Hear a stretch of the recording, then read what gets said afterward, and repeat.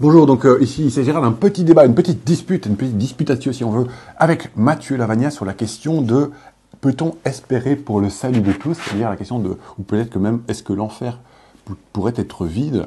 Alors pourquoi est-ce qu'on a fait cela? Mathieu Lavagna m'a demandé il y a quelques jours, tiens, est-ce que ça t'intéresserait de discuter de cela? Parce que j'en ai justement fait une vidéo sur base finalement, des propos qui ont été dits par le pape François lors d'un entretien tout à fait informel où il reprenait cette idée de Balthazar que ce serait une belle chose quand même que tout le monde soit sauvé. Et donc je me suis dit, je vais défendre Balthazar et ces deux livres, hein, donc L'enfer une question espérée pour tous, qui ont été écrits dans la fin des années 80. Mais j'ai remarqué, finalement, en travaillant la question, seulement sur une journée, c'est vrai, en en parlant avec Lavagna, que ça me paraissait quand même problématique, et que Mathieu, tenant la thèse finalement inverse, avait raison. Et donc, je me dis quand même, Balthazar, c'est un grand monsieur, extrêmement érudit, beaucoup plus que moi, et beaucoup plus sain que moi également. Donc, qu'est-ce qui s'est passé? Si des gens connaissent très bien l'œuvre de Balthazar, qu'ils n'hésitent pas à me contacter. Et puis aussi, pourquoi pas faire une vidéo de présentation sur la vie et l'œuvre de Balthazar, qui est donc un immense théologien du XXe et qui était important pour le dernier concile. Donc, je vous remercie. Bon visionnage. Voilà, bonjour à tous, bienvenue sur Foi et Raison. Je suis donc aujourd'hui avec Mathieu Lavagna. Donc, tu pourrais peut-être te présenter en quelques mots. Juste après, on va donc aujourd'hui débattre ou discuter sur un sujet qui me semble particulièrement intéressant. Là, pour le coup, on est vraiment dans un débat théologique, euh, vachement intéressant et puis important, je crois. Et on va démarrer sur un propos du pape François lors d'un entretien qu'il a eu. Et je crois que tu vas en parler d'emblée. Et puis voilà, ici, en plus, j'ai déjà regardé un petit peu ce que tu avais dit par rapport à cela. Je trouvais ça fort intéressant. Tu as en plus une manière de faire, c'est vrai, qui est, comment dirais-je, plus contemporaine, analytique, disons. Euh, dont je n'ai pas l'habitude, mais je commence à m'y faire un petit peu. C'est-à-dire une manière de faire plus, ouais, analytique et beaucoup moins herméneutique, comme on connaissait jusqu'au XXe siècle en Europe. Et maintenant, on commence à aller un peu vers autre chose. Et je crois que c'est pas plus mal par ailleurs. Mais voilà. Donc, oui, je te laisse te présenter en deux mots et puis faire ta présentation. Bonjour Thomas, bonjour à tous. Merci de m'avoir invité sur cette chaîne pour discuter de ce sujet passionnant. Moi, je m'appelle Mathieu Lavagna, je travaille dans l'apologétique catholique pour l'association qui s'appelle Marie de Nazareth. Depuis 2021, je travaille pour eux et donc je travaille sur un peu tous les sujets qui sont liés à la défense rationnelle de la foi catholique, que ce soit la réponse aux athées, aux protestants, aux musulmans, voilà, tous ceux qui s'attaquent à la foi catholique, à la fois sur les questions liées à la foi ou à la morale, ça peut être à la bioéthique ou des choses comme ça. Et donc voilà, j'étais content aussi d'aborder des sujets plus théologiques qui ne sont pas forcément directement liés à l'apologétique, à savoir est-ce qu'on peut espérer que l'enfer est vide. Et pour ça, j'ai préparé une petite présentation qu'on peut retrouver aussi sur ma chaîne YouTube, pour ceux qui veulent la voir. Donc, euh, donc la voici. Peut-on espérer que l'enfer soit vide? Donc si tu es prêt, Thomas, je peux commencer. Ok. Alors, pourquoi ce débat? Parce que le pape François a récemment dit devant des journalistes, ce que je vais dire n'est pas un dogme de foi, c'est quelque chose qui me plaît, quelque chose qui m'est personnel, mais qui me plaît. Il me plaît de penser que l'enfer est vide. J'espère que c'est une réalité. Alors, cette affirmation n'est évidemment pas un enseignement du magistère, encore moins un enseignement infaillible. Elle n'a donc strictement aucune autorité sur les fidèles catholiques. Et donc, les catholiques, comme Thomas et moi, sommes tout à fait libres d'être en désaccord avec le pape François sur ce point et d'en discuter. Alors moi, mon argument central contre la thèse du pape François et de Hans Urs von Balthasar, qui a écrit là-dessus dans les années 80, ça va être le suivant. Donc il y a deux prémices. La première prémisse, c'est on ne peut pas espérer une chose que l'on sait être impossible. Prémisse 2. Or, nous savons par la révélation qu'il est impossible que l'enfer soit vide. Donc, la conclusion qui s'ensuit de ces prémices, c'est qu'on ne peut pas espérer que l'enfer soit vide. Alors moi, je dirais que la prémisse 1 est une évidence, parce que si on sait à l'avance qu'une chose est impossible, c'est-à-dire qu'elle ne pourra jamais se réaliser, alors il serait parfaitement irrationnel de continuer à espérer qu'elle se réalise. Donc moi, je pense que la seule prémisse qu'il me faut montrer, c'est la prémisse 2 en réalité. Comment est-ce qu'on peut montrer, voilà, par la révélation, qu'il est impossible que l'enfer soit vide? Alors je dirais, bah, réponse courte, ça nous a été révélé dans la Bible, confirmé par la tradition de l'Église, confirmé par la tradition de l'Église et aussi par le magistère. Et on peut dire que même si l'Église ne canonise pas telle ou telle personne pour l'enfer, on peut avoir la certitude qu'il y aura au moins certaines personnes en enfer, même si on ne connaît pas le nombre. Alors pourquoi? Bah déjà, on peut commencer par regarder les enseignements de Jésus. Je pense que Jésus enseigne qu'il y aura des gens en enfer. Il suffit de regarder par exemple l'évangile de Matthieu au chapitre 25, quand Jésus parle du jugement dernier. Et il nous dit, lorsque le Fils de l'homme viendra dans sa gloire, avec tous les anges, il s'assiera sur le trône de sa gloire. Toutes les nations seront assemblées devant lui. Il séparera les uns d'avec les autres, comme le berger sépare les brebis d'avec les boucs. Et il mettra les brebis à sa droite et les boucs à sa gauche. Il dira à ceux qui seront à sa gauche, retirez-vous de moi, maudits, allez dans le feu éternel qui a été préparé pour le diable et pour ses anges. Et ceux-ci iront au châtiment éternel, mais les justes à la vie éternelle. Là, c'est assez clair que voilà, Jésus enseigne qu'il y aura des gens en enfer, qu'il viendra séparer les brebis et les boucs, et que ceux-là iront dans un châtiment éternel. C'est pas une annonce hypothétique, il annonce quelque chose qui va arriver. Jésus donne aussi une parabole sur le bon grain et l'ivraie, en précisant que l'ivraie, ce sont les fils du malin. Et à travers cette parabole, il affirme, comme on arrache l'ivraie et qu'on la jette au feu, il en sera de même à la fin du monde. Donc, il annonce que quelque chose va arriver. Il en sera de même à la fin du monde. Le Fils de l'homme enverra ses anges qui arracheront de son royaume tous les scandales et ceux qui commettent l'iniquité. Et ils les jetteront dans la fournaise ardente, où il y aura des pleurs et des grincements de dents. Et Jésus semble même affirmer que peu de personnes seront sauvées. Donc moi, je ne me prononce pas sur le nombre de sauvés, mais voilà, si à première vue, quand on lit les évangiles, ça va dans ce sens. Il nous dit qu'il y a beaucoup d'appelés, mais peu d'élus. Il nous dit entrez par la porte étroite, car large et spacieux est le chemin qui mène à la perdition, et il y en a beaucoup qui le prennent. Donc vous voyez, il y a marqué, il y en a beaucoup qui le prennent, ce qui implique qu'il y aura au moins certaines personnes qui le prendront. Mais étroite est la porte et resserré le chemin qui mène à la vie, et il y en a peu qui le trouvent. Donc à la lumière de ce passage, c'est impossible de soutenir que, il y a potentiellement personne en enfer. Et on a même osé poser la question directement à Jésus sur le nombre de personnes qui seraient sauvées. Quelqu'un lui dit, Seigneur, n'y a-t-il que peu de gens qui soient sauvés? Et Jésus leur répondit, efforcez-vous d'entrer par la porte étroite, car je vous le dis, beaucoup chercheront à entrer et ne le pourront pas. Donc très clairement, à la lumière de ces passages, il est impossible de soutenir qu'il n'y aura personne en enfer. Jésus est très clair que c'est le contraire qui est vrai. Euh, et donc, je dirais aussi qu'on peut avoir une certitude pour la damnation de Judas en particulier.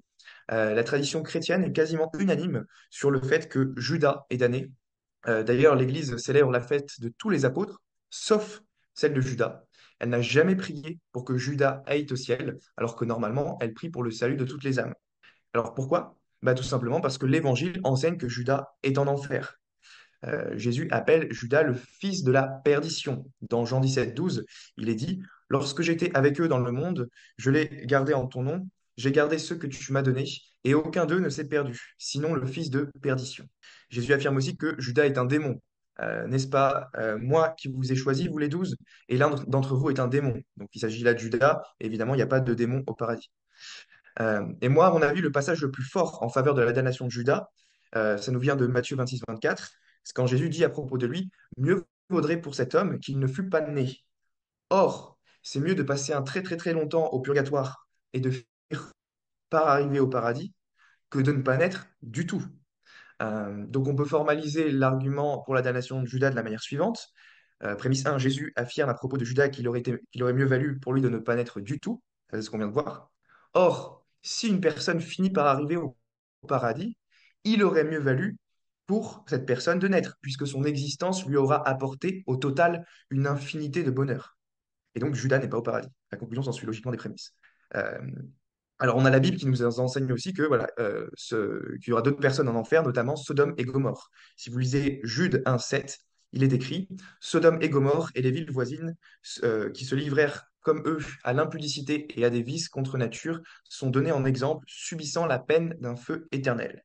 Donc là, c'est pas une annonce hypothétique. La Bible enseigne très clairement que Sodome et Gomorrhe sont en enfer. Pareil, le livre de l'Apocalypse est très clair Il y a plein de passages pour dire qu'il y a des hommes en enfer. Pour les lâches, les incrédules, les abominables, les meurtriers, les impudiques, les enchanteurs, les idolâtres et tous les menteurs, leur part sera dans l'étang ardent de feu. Et d'ailleurs, il est explicitement enseigné que la bête et le faux prophète seront en enfer. Donc ça, il suffit de lire Apocalypse 20, 10, qui nous dit, le diable qui les séduisait fut jeté dans l'étang de feu et de soufre, là où sont la bête et le faux prophète. Et ils seront tourmentés jour et nuit au siècle des siècles. Donc la bête, on peut tout à fait l'interpréter comme étant un ange déchu. Par contre, le faux prophète, quand il y a marqué la bête et le faux prophète, eh bien ce faux prophète, c'est forcément un homme, ça ne peut pas être un ange. Donc l'Apocalypse dit très clairement que il y aura au moins certaines personnes en enfer. Bon, après, il y a les passages de Saint Paul, je ne vais pas tous les lire, mais voilà, Saint Paul est très clair que ceux qui n'obéissent pas à l'Évangile auront pour châtiment une ruine éternelle, que ceux qui commettent telle ou telle action et qui meurent non repentis n'hériteront pas du royaume de Dieu. Ouais, il nous dit, je vous le dis d'avance, comme je l'ai déjà dit, ceux qui commettent de telles choses n'hériteront point du royaume des cieux. Sachez-le bien, aucun impudique ou impur ou cupide, c'est-à-dire idolâtre, n'a d'héritage dans le royaume de Christ et de Dieu. Donc voilà, je ne vais pas toutes lire les citations, mais il y en a plein chez Saint Paul qui annoncent voilà, que l'enfer est une réalité très présente et pas que hypothétique. Et on peut ajouter à ça le magistère de l'Église. Parce que voilà, on a des déclarations du magistère qui disent qu'il y a des gens en enfer. Par exemple, le concile de Quercy en 853 enseigne que Dieu veut que tous les hommes soient sauvés, bien que tous ne soient pas sauvés. Ça, c'est une contradiction explicite avec la thèse de Hans Urs von Balthasar et du pape François. Denzinger 623 pour ceux qui veulent la référence. Euh, le quatrième concile de Latran semble enseigner qu'il y aura aussi des gens en enfer. Donc ça, c'est la profession de foi, donc c'est un statut dogmatique. Et il est écrit, Jésus viendra à la fin des temps pour juger les vivants et les morts, pour rendre à chacun selon ses œuvres, tant aux réprouvés qu'aux élus, ce qui présuppose au moins qu'il y aura des réprouvés. Tous ressusciteront avec le corps qu'ils portent actuellement afin de recevoir ce qu'ils auront mérité, soit en bien, soit en mal. Pour les seconds, le châtiment perpétuel avec le diable. Pour les premiers, la gloire éternelle avec le Christ. Euh, donc ça, je dirais que ce n'est pas un passage hypothétique, ça annonce clairement que certains seront vraiment réprouvés et qui subiront un châtiment perpétuel. On peut aussi ajouter que le catéchisme du Concile de Trente affirme explicitement que Judas est en enfer. Il nous est dit, d'autres s'abandonnent à tel point au chagrin et à la désolation qu'ils en viennent à désespérer entièrement de leur salut. Tel semble avoir été le cas de Caïn, qui disait mon crime est trop grand pour obtenir le pardon. Et tel fut certainement le cas de Judas, que le repentir de son crime conduisit à se pendre lui-même, perdant ainsi la vie et son âme tout ensemble. Et il y a un autre passage dans le catéchisme du Concile de Trente qui dit que Judas est en enfer. C'est à propos des hommes infidèles ayant reçu le sacrement de l'ordre. Eh bien, le catéchisme déclare aussi ne tirent-ils point d'autre fruit de leur sacerdoce que celui que recueillit Judas de son apostolat, c'est-à-dire leur perte éternelle. Et enfin, bon, je pourrais citer le catéchisme actuel qui nous dit au paragraphe 1035 à 1036 que l'enseignement de l'Église affirme l'existence de l'enfer et son éternité. Les âmes de ceux qui meurent en état de péché mortel descendent immédiatement après la mort dans les enfers où elles souffrent les peines de l'enfer, le feu éternel. Les affirmations de la Sainte Écriture et les enseignements de l'Église au sujet de l'enfer sont un appel à la responsabilité avec laquelle l'homme doit user de sa liberté en vue de son destin éternel. Elle constitue en même temps un appel pressant à la conversion, entrer par la porte étroite, car large et spacieux est le chemin qui mène à la perdition, et il y en a beaucoup qui le prennent, mais étroite est la porte et resserré le chemin qui mène à la vie, et il y en a peu qui le trouvent. Donc en conclusion, je dirais que l'Église ne se prononce pas sur le nombre de personnes qu'il y aura en enfer. Les catholiques sont libres d'en débattre, on est libre de soutenir qu'il y a beaucoup de gens damnés ou qu'il y en a peu, voilà, on peut en débattre, tout à fait. Par contre, toute l'écriture, la tradition et le magistère affirment très clairement qu'il y aura des personnes en enfer de fait. Et donc, on ne peut pas espérer que l'enfer soit vide, contrairement à ce que voudrait nous faire croire le pape François. Car la théorie de l'enfer vide contredit frontalement les enseignements du Christ et la révélation elle-même. On peut donc espérer pour le salut de chaque personne à titre individuel, par exemple prier pour le salut de tel ou tel individu, mais on ne peut pas espérer que tous soient sauvés collectivement, parce que Jésus nous a dit explicitement le contraire. Voilà, merci de votre écoute. Et donc, merci beaucoup. Ça a le mérite d'être extrêmement clair, précis et concis. Et alors, je suis par ailleurs étonné parce que j'ai l'impression qu'il y a des choses que Balthazar n'avait pas vues lui-même. Et alors, il y a aussi, et je ne me souviens plus exactement sur quoi par ailleurs, mais et aussi, enfin, surtout dans les conciles que tu as cités. Et puis aussi, la question de Judas qui est en enfer. Il y a un auteur, disons, récent qui est spécialiste de la réception des Écritures qui n'a pas vu ça non plus sur Judas. Enfin, il considérait que toute la tradition ne s'est jamais vraiment prononcée. Mais, donc voilà, c'est. Attends, il a dit, qui est cet auteur qui a dit que la tradition s'était jamais vraiment prononcée sur le salut de Judas? Ben, en fait, il considérait que oui, il y avait des pères de l'Église. Mais j'ose pas le dire, c'est bon, ouais, voilà.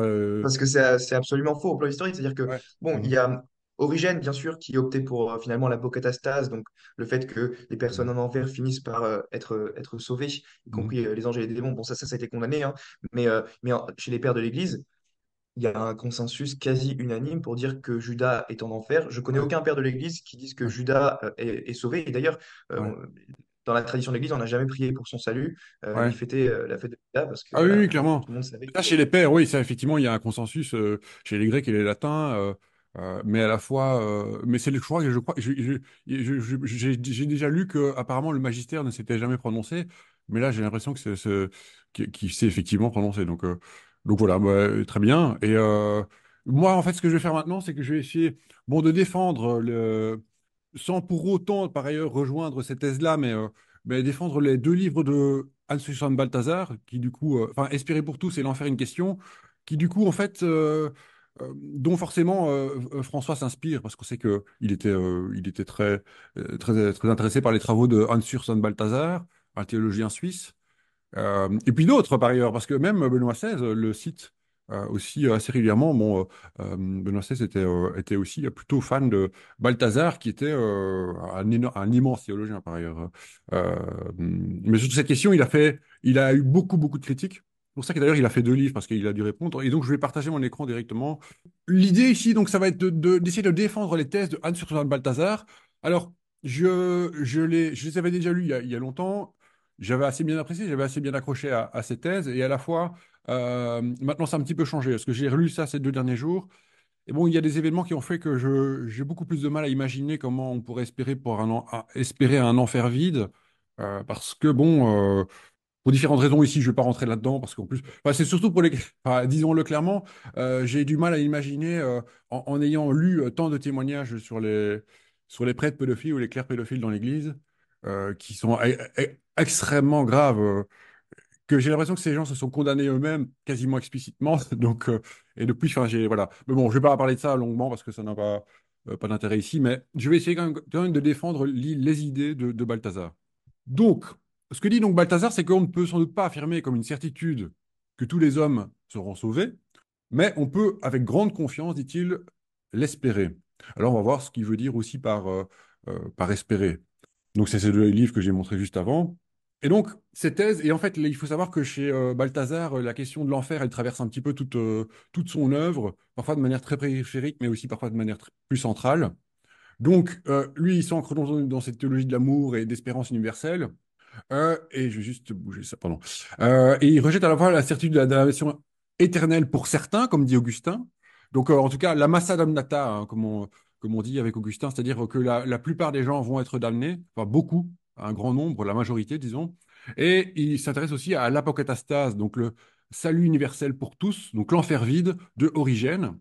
Et lui, donc, il dit, il est entre les deux et il pose plutôt une espérance qui est fondée sur l'amour divin que tous les hommes pourraient être sauvés. Pourraient, mais l'enfer reste une grave possibilité. Et donc, il est donc entre ces deux positions sur l'eschatologie. Il refuse de nier la possibilité de la damnation, tout en exprimant une espérance profonde que la liberté humaine, et j'y reviendrai, face à l'amour divin ultime, ben, puisse finalement s'ouvrir au salut. Et je ne sais pas si tu remarqueras, mais il y a un autre youtubeur qu'on connaît tous les deux qui défend un peu ces positions-là. Enfin, bref, on y reviendra après. Alors, sur quoi il base son argumentation? Sur 4 axes, donc, c'est-à-dire anthropologique, éthique, christologique et trinitaire. D'abord, il dit, au niveau anthropologique, c'est que la nature de la liberté humaine est telle on ne peut ultimement renier son origine divine.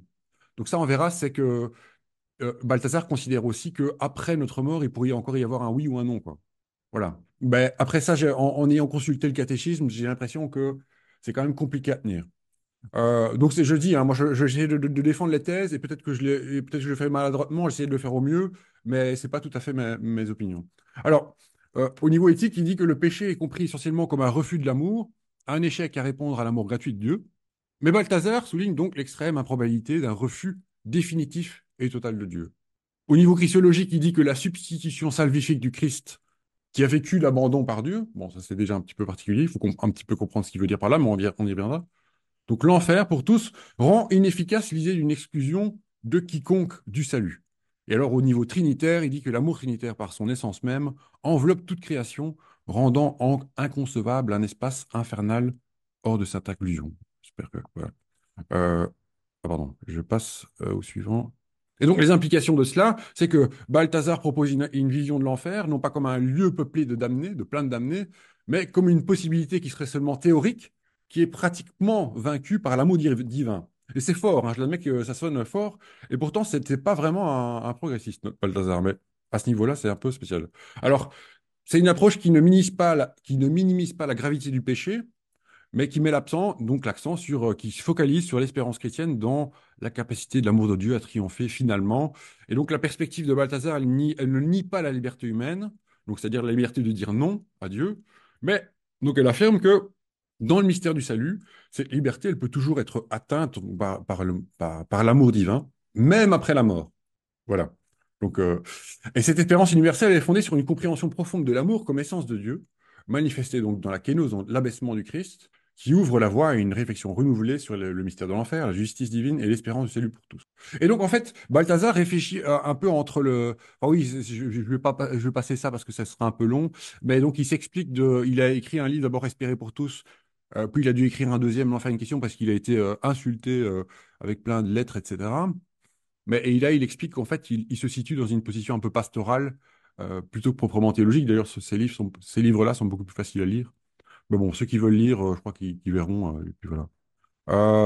Et donc, ces sources, bon, là, je ne vais pas tout lire non plus, c'est qu'il se base sur les Écritures, surtout enfin, dans son deuxième livre, surtout sur le Nouveau Testament, dans l'Ancien aussi, dans le premier, sur la tradition de l'Église, avec différents pères de l'Église, Christologie évidemment, sa théologie de la croix, donc il met beaucoup d'importance sur la croix. Euh, bon, et alors une anthropologie théologique qui était bon assez travaillée à son époque, quoi. Euh, et donc, ce que je disais, c'est que Balthazar s'intéresse à donc cette tension qu'il peut y avoir entre miséricorde et justice de Dieu, donc c'est-à-dire le pardon et la justice. Et donc, il soutient que la miséricorde et la justice de Dieu ne sont pas deux attributs divins qui sont en tension ou qui seraient en opposition, mais que ce serait harmonieusement unis dans l'amour inconditionnel de Dieu pour l'humanité. Et c'est en fait tout un mystère pour la foi chrétienne.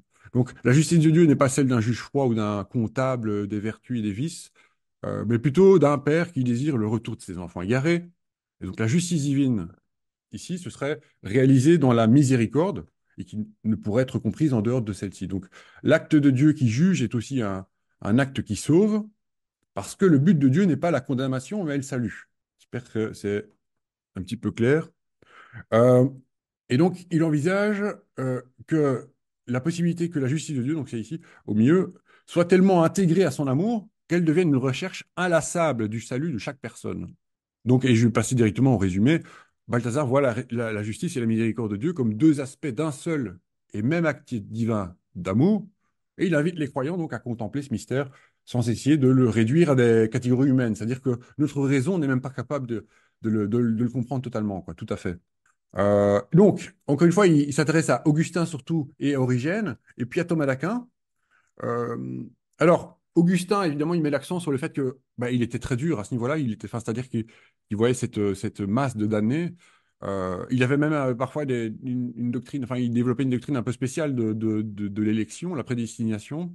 Et donc, Balthazar s'intéresse à la fois à ce qui est intéressant chez Augustin et ce qui pourrait être juste, et s'en distancie. Pareil pour Origène, qui défend donc l'enfer vide, l'apocatastase. Et donc, qui, d'ailleurs, Origène inclut même la rédemption finale du diable. Donc, ouais, c'est assez fort. Et après, il revient avec Thomas d'Aquin, qui, selon lui, est plus ajusté, donc qui se situe justement peut-être entre les deux, quoi. Même que Thomas d'Aquin, à un moment, cite Augustin, en parlant de tout cela, pour disons, le réfuter. Et effectivement, j'ai pas mis la citation exacte de Thomas d'Aquin, mais je crois que c'est dans la Secunda Pars. Je pourrais mettre sur l'écran la référence. Et donc, je me permets de prendre quelques citations, mais j'ai peur d'être un peu trop long. Euh, voilà, ici c'est important. Voilà, c'est ça.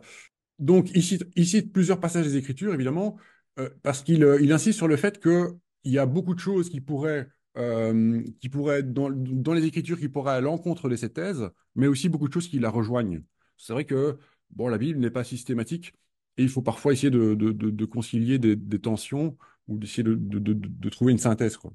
Et en fait, ce qu'il dit aussi, c'est que l'espérance va forcément avec un amour, mais pas seulement un amour pour Dieu, une charité qui serait uniquement pour Dieu, entre soi et Dieu, mais c'est aussi un amour de tous. Et donc, l'espérance et l'amour seraient forcément euh, profondément liés, quoi. Et donc, il dit, espérer pour soi seul serait d'un égoïsme et d'un orgueil insupportable. Donc, il faut une espérance commune. C'est-à-dire pas seulement une espérance de sa propre résurrection, de son propre salut, quoi. Attends. Voilà.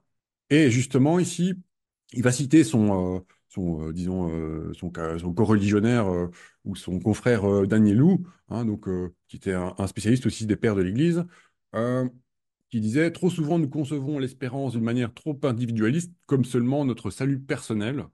Or, l'espérance porte essentiellement sur les grandes actions de Dieu concernant la création tout entière. Elle porte ainsi sur le destin de l'humanité entière, et c'est le salut du monde que nous attendons en fait. Donc en réalité, l'espérance porte sur le salut de tous les hommes, et c'est seulement dans la mesure où je suis englobé en eux qu'elle porte sur moi. Et donc, il va aussi chercher ces idées-là chez les pères grecs, euh, et en dehors d'Origène, Grégoire de Nice et Maxime le Confesseur. Alors, qu'est-ce qui priverait l'homme de son salut? Bon, ça, je vais le passer parce que c'est pas le plus important dans ce débat. Parce que et je vais être trop long, mais si les gens veulent faire pause, ils peuvent. Euh, et on va justement venir à la question que tu poses, en fait. Et moi, je trouve, ta première prémisse, je trouve, est extrêmement intéressante. C'est-à-dire que tu dis, on ne peut pas espérer quelque chose qui forcément n'arrivera pas, parce que c'est foncièrement irrationnel. Et en fait, je t'avoue que je n'y avais même pas pensé en lisant Balthazar. Parce que c'est vrai que Balthazar a une vision des choses un peu plus. Il voit qu'il y a une théorie et une utopie à espérer, même si au final, il se rend bien compte que oui, ça reste utopique, quoi. Donc bon, mais je rejoins plutôt ton point de vue, en fait. Mais je vais. je- Ouais, vas-y. Alors, juste là-dessus, ma prémisse telle qu'elle est formulée, c'est on ne peut pas espérer quelque chose que l'on sait Ouais, être impossible. Là, je parle pas juste d'une utopie en mode ça serait l'idéal, mais je sais que c'est improbable et j'espère ouais. quand même. Je laisse la possibilité ouverte là-dessus. Mais je dis, on ne peut pas consciemment Mhm, espérer quelque chose que l'on sait à l'avance mhm, être une impossibilité. mhm, Et si l'Écriture enseigne qu'il y a des personnes en enfer de fait, alors on sait à l'avance que ce sera impossible que tout le monde soit sauvé. mhm. Oui, c'est vrai, tout à fait. Mais je te rejoins en fait, c'est parce que j'ai du mal aussi à comprendre comment on pourrait effectivement espérer de manière raisonnée, rationnelle, raisonnable, Parce que, quelque chose qui soit impossible. ouais. Mais par rapport d'ailleurs aux damnés, j'ai pas beaucoup euh, évoqué les Écritures comme elles sont évoquées par Balthazar, mais je pense qu'elles disent plus ou moins. Il cite aussi les passages que tu cites. Enfin, je veux dire, voilà. Mais si quelqu'un dans les commentaires a envie de défendre plutôt mieux que moi la thèse de Balthazar, pourquoi pas. Mais... Et par exemple, Et il du va coup, moi, citer. Oui? Pardon? oui, il va citer un Timothée 2,4 qui Ouais, dit c'est Dieu ça. veut que tous les hommes soient sauvés et parviennent à la connaissance de la vérité. Mais ça, Ouais. la tradition de l'Église l'a toujours interprété comme étant, ça parle de la volonté antécédente de Dieu. Mhm. Donc, dans le thomisme, par exemple, il y a une distinction entre la volonté antécédente et la volonté conséquente. La volonté antécédente, c'est ce que Dieu veut a priori, si tu veux. Et la volonté conséquente, c'est ce qui permet. C'est ce qui permet qu'il arrive. Donc, par exemple, dans sa volonté antécédente, Dieu ne veut pas le péché. Mais dans sa volonté conséquente, Dieu veut le péché puisqu'il permet qu'il l'arrive. Donc, quand 1 Timothée 2,4 parle du fait que Dieu veut se sauver, il est question ici uniquement de la volonté antécédente. Parce que Mhm. l'Écriture affirme à d'autres passages qu'il y a des gens qui, de fait, ne sont pas sauvés. Euh, Ouais. donc voilà, et j'aimerais répondre, parce que la citation de Balthazar que tu avais mis juste avant sur l'espérance, Ouais. si tu peux revenir un petit peu en arrière. Ouais, C'est... je crois que c'était juste un peu après. Euh, non, un peu après. Voilà, c'est là. Ouais, Denis, ouais. Tac, tac, tac. Nous concevons trop l'espérance de manière individualiste comme pour notre salut personnel, alors que lui dit l'espérance doit porter sur l'humanité tout entière. Je suis d'accord. Mais donc moi, ma prière d'espérance, c'est de dire, Seigneur, j'espère, je prie pour que le maximum de personnes possibles soient sauvées. Mhm. Ça, du coup, c'est Ouais. une expérience qui englobe l'humanité tout entière et c'est pas une manière individualiste et égoïste de réfléchir. Mhm. Donc, on peut espérer tout à fait le salut de chaque personne à titre individuel. Euh, et donc, mais on peut pas espérer ce qu'on sait être impossible. Mhm. Et c'est pour là, cette citation, c'est pour ça qu'elle elle répond pas, de Danielou, qui est cité par Balthazar, elle répond pas à l'argument central contre la thèse de l'enfer vide. Euh, Ouais. Bah oui, mais oui, je crois qu'on peut espérer que chacun se convertisse, mais espérer qu'effectivement l'enfer soit vide, bon, déjà, ouais, enfin, ça pose problème. Ça, je te rejoins tout à fait. Euh, mais c'est vrai que voilà. Donc, pour terminer, oui, c'est vrai qu'il y a, il y a effectivement cette dimension existentielle et pastorale qui va au-delà de la raison, si on veut. Moi, j'ai beaucoup de problèmes avec cela. Euh, C'est-à-dire qu'il s'agit d'encourager les croyants donc, à espérer pour le salut de tous, ce qui pourrait être un puissant moteur pour l'engagement éthique et missionnaire, donc c'est-à-dire aussi chercher à annoncer l'évangile, et donc pour vivre une vie de compassion et de service. En fait, il y a un peu un idéal, et c'est un peu ce que, à mon avis, le pape François certainement, n'estime certainement, ne croit certainement pas que l'enfer est vide. Il veut simplement dire que c'est une idée qui est belle, c'est une utopie. Bon, après, est-ce que c'est nécessaire de parler de cela pendant des heures? Enfin, je veux dire, euh, à mon Moi, sens, je peux dire des ouais, trucs. ouais, Je ouais, peux dire des trucs. C'est une belle idée. Ça aurait été beau que le péché originel n'ait jamais eu lieu, que Adam et Ève n'eût jamais désobéi à Dieu. Ça ouais, aurait été beau, mais sauf que c'est arrivé de fait, et donc ma raison ne peut pas ouais, dire oh ça aurait été merveilleux. Bah oui, mais c'est pas la question. En ouais, fait, c'est arrivé, et maintenant qu'est-ce qu'on fait avec ça? ouais. Euh, donc, je sais pas si tu vois ce que je veux dire. Oui, oui, tout à fait.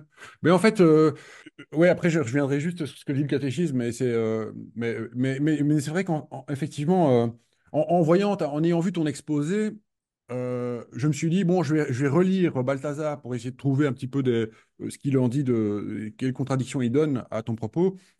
Et en fait, j'ai eu un peu de mal, je t'avoue.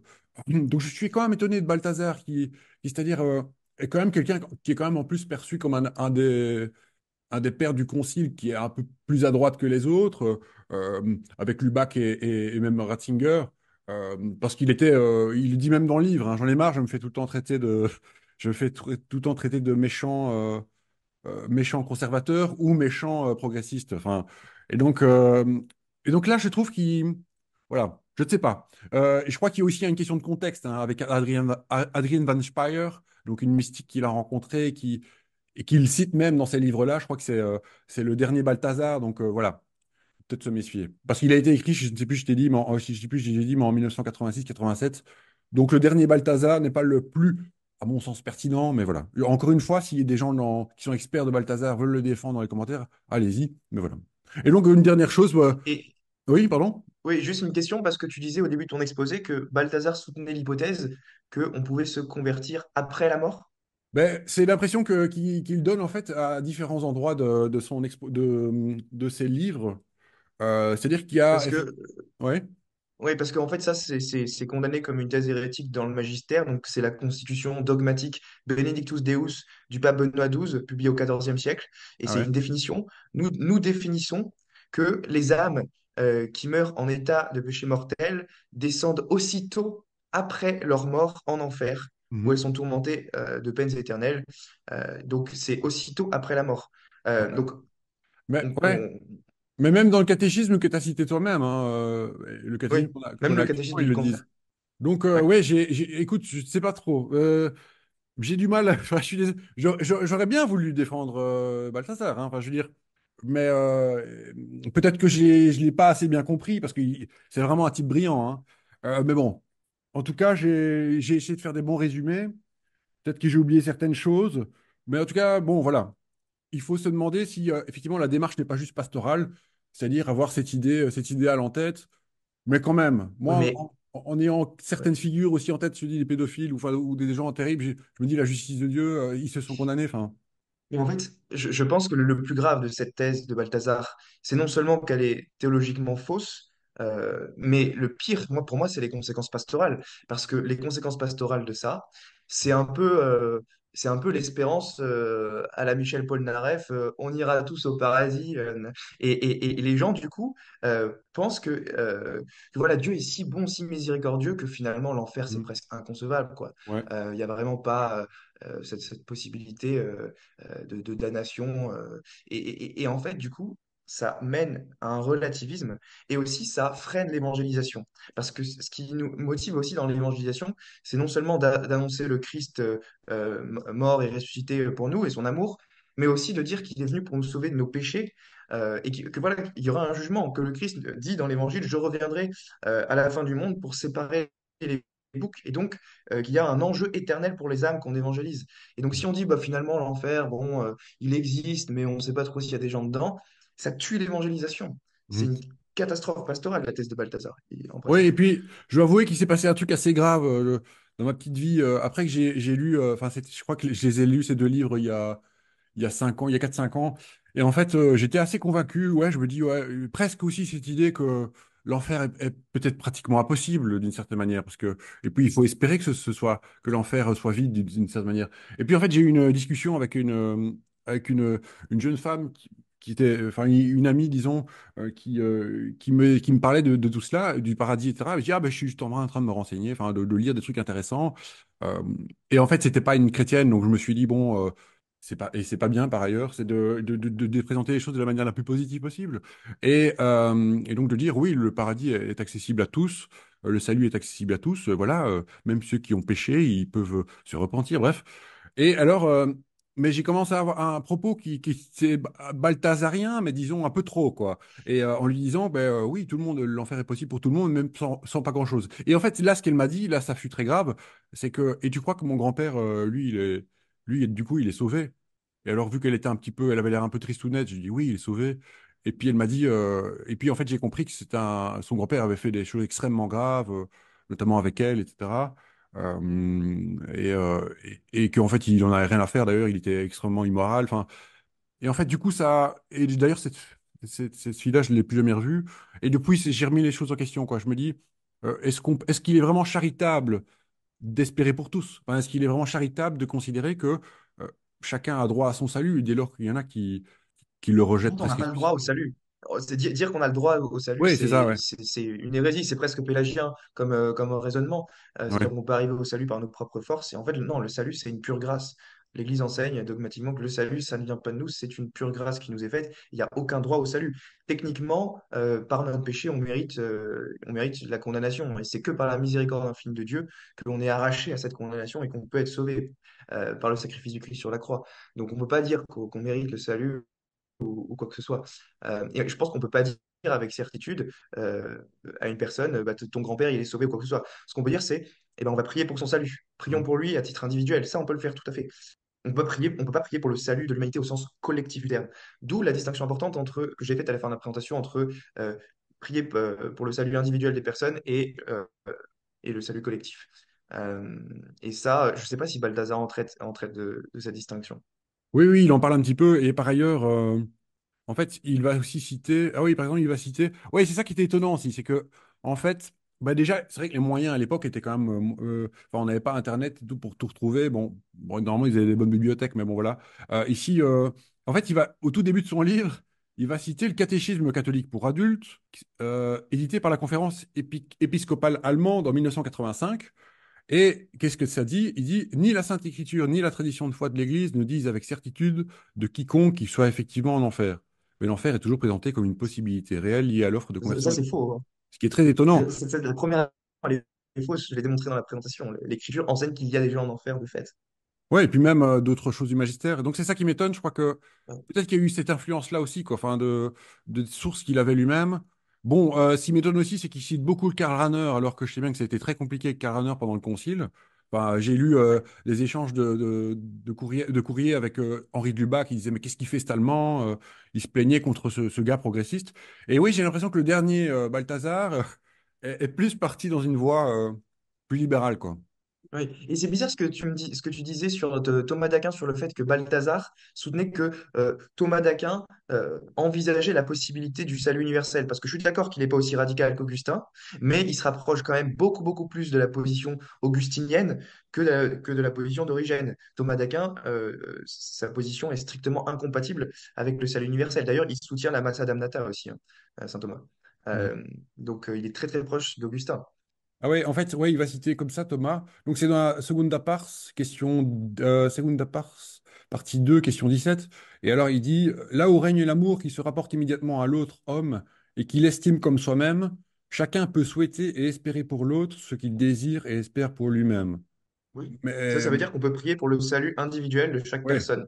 qui est Mais normal, en fait. jamais jamais Ouais, saint Thomas n'osera dire qu'on peut prier pour le salut de toute l'humanité collectivement.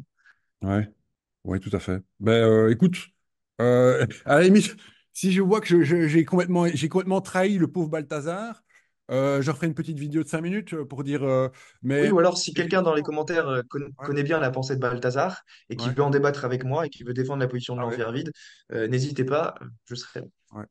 Ouais, parce que j'ai fait ça un peu rapidement, mais je pense quand même avoir été le plus proche possible de l'auteur. Donc, j'ai aussi, il y a aussi un beau résumé sur le site de Pascalide, donc des idées de Balthazar, il faut aller voir, si jamais on veut aller plus vite que de lire ces deux livres. Mais voilà. Bah, en tout cas, merci beaucoup, D'accord. Mathieu. Je trouvais ça c'était vraiment très intéressant. Je crois que ça peut aussi aider les gens à réfléchir sur tout ça et pas foncer aussi sur les premières thèses venues, même si je crois pas que François disait un truc. Il l'a dit lui-même, hein, c'était une idée personnelle et puis ouais, c'est une idée qui est belle, mais c'est tout. Donc bon, Ouais, en fait, je pense que même ces idées personnelles, elles sont dangereuses pour l'évangélisation, comme je le disais. ouais, Enfin, et je pense pas qu'on puisse avoir des idées personnelles qui contredisent formellement l'écriture, si tu vois ce que je veux dire. ouais, Euh, ouais. Et puis donc, il a quelque chose d'un peu provocateur aussi, je pense, oui. mais bon. Mais voilà. Euh, je crois que c'est pas non plus. Il s'est pas exprimé dans un cadre plus officiel, Oui, oui. très officiel, même pas du tout. C'est pas c'est des propos comme ça avec des journalistes, Ouais, c'est pas du tout un c'est ça, texte du magistère, donc ça a aucune tout autorité pour les à catholiques. fait. Donc voilà, ben merci beaucoup et à très bientôt pour un prochain débat peut-être, s'il y a d'autres choses théologiques intéressantes à aborder. Et donc voilà, à bientôt. Merci Thomas, à bientôt.